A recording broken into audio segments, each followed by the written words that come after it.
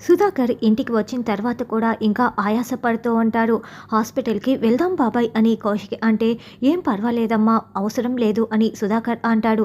"ఏందిబ్బో, మేము ఎంత టెన్షన్ పడిపోయామో నీకు ఏమైనా అవుతుందని గుండెకాయ చేతిలో పెట్టుకొని టెన్షన్ పడ్డాను తెలుసా" అని వైజయంతి అంటుంది.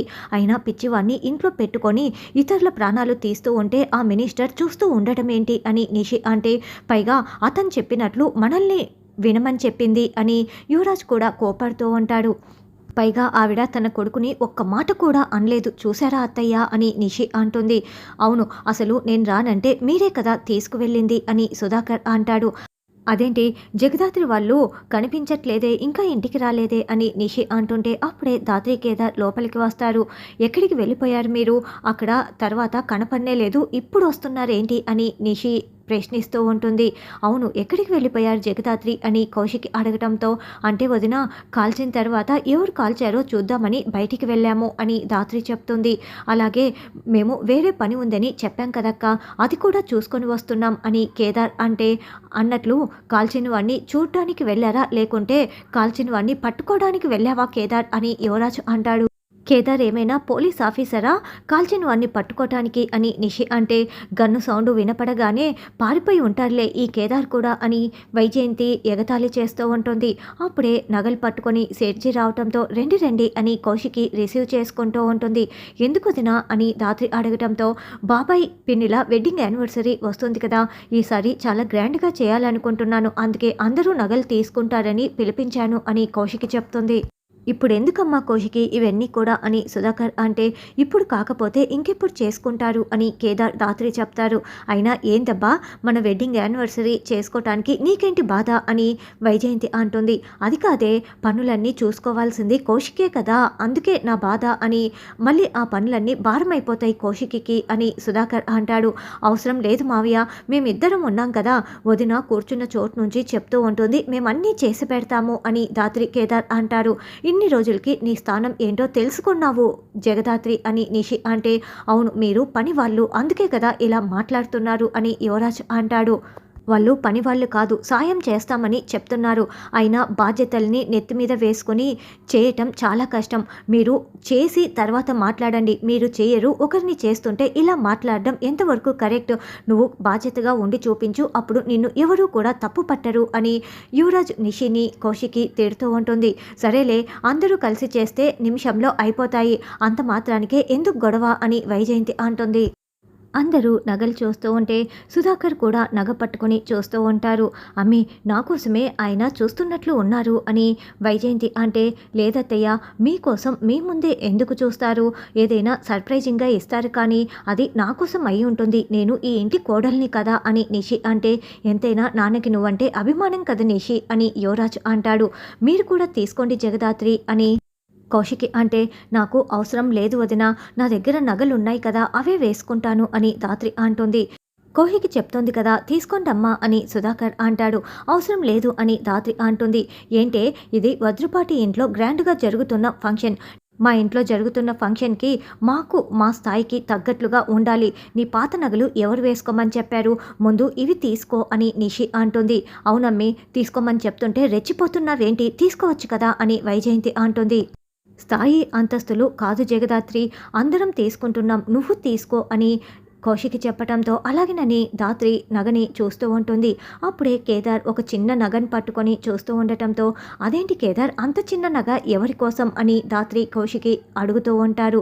"కీర్తి కోసం, నా మేన కోడలి కోసం ఎప్పటినుంచో ఏదో ఒకటి ఇద్దామనుకుంటున్నాను, ఇప్పుడు ఈ నగ ఇద్దామనుకుంటున్నాను" అని కేదార్ చెప్తూ ఉంటే, "అందుకని మా డబ్బులతో ఇప్పుడు నువ్వు కీర్తికి ఈ నగని ఇద్దామనుకుంటున్నావా, భలే ప్లాన్ చేసావే" అని నిషి వైజయంతి అంటారు. "అక్క దగ్గర మార్కులు కొట్టేయాలని కాకపోతే అక్క డబ్బులతో నగ కొంటూ అక్క కూతురికే గిఫ్ట్గా ఇవ్వటం ఏంటి" అని యువరాజ్ అంటే, "యువరాజ్, ఈ నగకి నేనే డబ్బులు పే చేస్తానని చెప్పే లోపలే అందరూ ఇన్నేసి మాటలు మాట్లాడుతున్నారు" అని కేదార్ అంటాడు. నిషి, కేదార్ మాటల్ని కానీ తప్పు పడితే నేనైతే చూస్తూ ఊరుకోను" అని దాత్రి అరుస్తూ ఉంటే, "ఏందమ్మి అలా అరుస్తున్నావు" అని వైజయంతి అంటుంది. "ఏం చేస్తావే, ఏం చేస్తావు? మీ మాటలు, మీ మాట తీరు, అభిమానాలు, ప్రేమలు అన్నీ కూడా అబద్ధాలే. మోసమే చేస్తున్నారు మీరు అని ఎవరిని నమ్మించటానికి ఇలా మాట్లాడుతున్నావు? అసలు ఏం చేస్తావే అని నిషి నిలదీస్తూ ఉంటుంది. అవును, నువ్వు అందరి దగ్గర నటిస్తున్నావు కేదార్, ఇది మాత్రం నిజం అని యువరాజ్ అంటాడు. దాంతో కేదార్ చాలా బాధపడుతూ నగని అక్కడ పెట్టి వెళ్ళిపోతాడు. మీకు ప్రేమించటం రాకపోతే ప్రేమించకండి, అంతేకాని ఇలా మాటలతో హింసించకండి అని సుధాకర్ వెళ్ళిపోతాడు. సరేనండి, ఎంత బిల్ అయిందో ఆఫీస్కి పంపించండి, మొత్తం మా వాళ్ళు పే చేస్తారు అని కౌశికి చెప్తుంది. మామయ్య గారు ఆ నగలు నాకివ్వకుండా ఎక్కడికి తీసుకువెళ్తున్నారు అత్తయ్య అని నిషి అంటూ ఉంటుంది. తర్వాత కేదార్ కూర్చొని బాధపడుతూ ఉంటే, కేదార్ బాధపడకు, ఎప్పటికైనా నీ మంచితనాన్ని అర్థం చేసుకుంటారులే అని రాత్రి అంటుంటే, ఎప్పటికీ యువరాజ్ వాళ్ళు నన్ను అర్థం చేసుకోరేమోనని నాకు చాలా భయంగా ఉంది దాత్రి అని కేదార్ బాధపడుతూ ఉంటారు. అప్పుడే సుధాకర్ అక్కడికి వచ్చి, అవును కేదార్, నీ మంచితనం గురించి ఖచ్చితంగా యువరాజ్ వాళ్ళు అర్థం చేసుకుంటారు. ఇప్పుడు నేను కౌశికి అర్థం చేసుకున్నట్లే వాళ్ళు కూడా ఏదో ఒక రోజు రియలైజ్ అయిపోయి నిన్ను అర్థం చేసుకుంటారు. ఎందుకంటే మీరు మీ గురించి కంటే పక్క వాళ్ళ మంచి గురించే ఆలోచిస్తూ ఉంటారు. మా కోసం మీరిద్దరూ ఎంత కష్టపడుతున్నారో నేను చూస్తున్నాను కదా అని సుధాకర్ అంటే, నేను ఆస్తి కోసమో అంతస్తు కోసమో రాలేదు నాన్న, నేను మీ అందరి అభిమానం కోసం, మీ కుటుంబం కోసం వచ్చాను అని కేదార్ చెప్తుంటే ఇదంతా వైజయంతి నిషి వింటూ రగిలిపోతూ ఉంటారు. కేదార్ తప్పు చేశాడు, కేదార్ మంచివాడు కాదు అంటే నేను నమ్ముతానేమో కానీ సుహాసిన్ కొడుకు మంచివాడు కాదు, తప్పు చేశాడంటే నేను ఎప్పటికీ నమ్మను అని సుధాకర్ అనగానే నిషి వైజయంతి ఇంకా రగిలిపోతూ చూస్తూ ఉంటే దాత్రి కేదార్ సంతోషపడుతూ ఉంటారు. థ్యాంక్స్ నాన్న అని కేదార్ చెప్తుంటే, ఇది మాటల వరకు పరిమితమైతే సరే అమ్మి, చూస్తూ ఊరుకుంటాను, చేతల్లో కనుక చూపించాడంటే నా చేతిలో మీ మామయ్య అయిపోయినట్లే అని వైజయంతి నిషితో చెప్తూ ఉంటే, అప్పుడే సుధాకర్ నగల బాక్సుల్ని బయటికి తీసి, అమ్మ జగదాత్రి, ఇవి నీకోసమే తీసుకొచ్చాను, తీసుకోమ్మా అని ఇస్తుంటే వద్దని దాత్రి కేదార్ చెప్తూ ఉంటారు.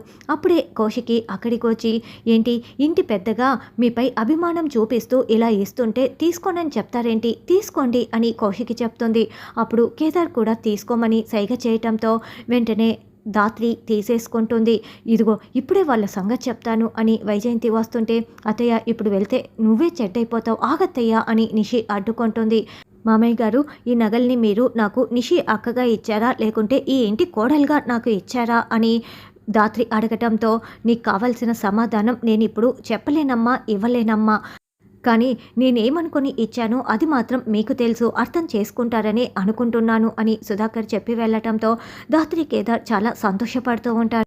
తర్వాత సుధాకర్ గదిలోకి వెళ్తూ ఉంటే, ఏంది బా నువ్వు హక్కుల గురించి మాట్లాడుతున్నావు, ఆ ఎమ్మికి నగలు ఎందుకు ఇచ్చావు అని వైజయంతి నిలదీస్తూ ఉంటే, అసలు ఏంటి మావయ్య, ఎందుకు ఇచ్చారు, అలాంటి వాళ్ళకి ఇవ్వకూడదు అని నిషి అంటుంది. ఏంటమ్మా ఎందుకు ఇవ్వకూడదు, జగదాత్రి వాళ్ళు ప్రతి క్షణం మనల్ని కాపాడుతూనే ఉన్నారు, నన్ను కౌశికిని జైలు పాలు కాకుండా కాపాడింది ఎవరు, జగదాత్రి కేదారే కాదా, కృతజ్ఞత భావంతో ఇచ్చాను అని సుధాకర్ అంటాడు.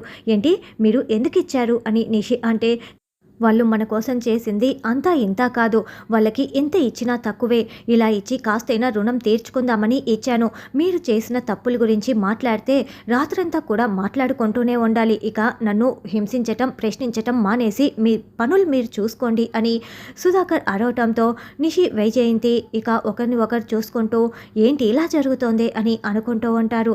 తెల్లవారగానే ఏంటి ఎవరెవరు ఎక్కడెక్కడున్నారు అని ఆదిలక్ష్మి వస్తూ ఉంటే నగలు చూసుకుంటూ వస్తున్న వైజయంతిని పొరపాటున ఆదిలక్ష్మి గుద్దేస్తుంది. ఆదిలక్ష్మి తలకు ఉన్న బిందె వైజయంతి తలకి తగిలి తల పగిలిపోతుంది. అబ్బా ఏంటి ఆదిలక్ష్మి, నువ్వు గదిలోనే ఉండొచ్చు కదా అని వైజయంతి అరుస్తూ ఉంటే, అవునత్తయ్య ఎందుకు మీరు బయటికి వచ్చారు అని నిషి అంటుంది.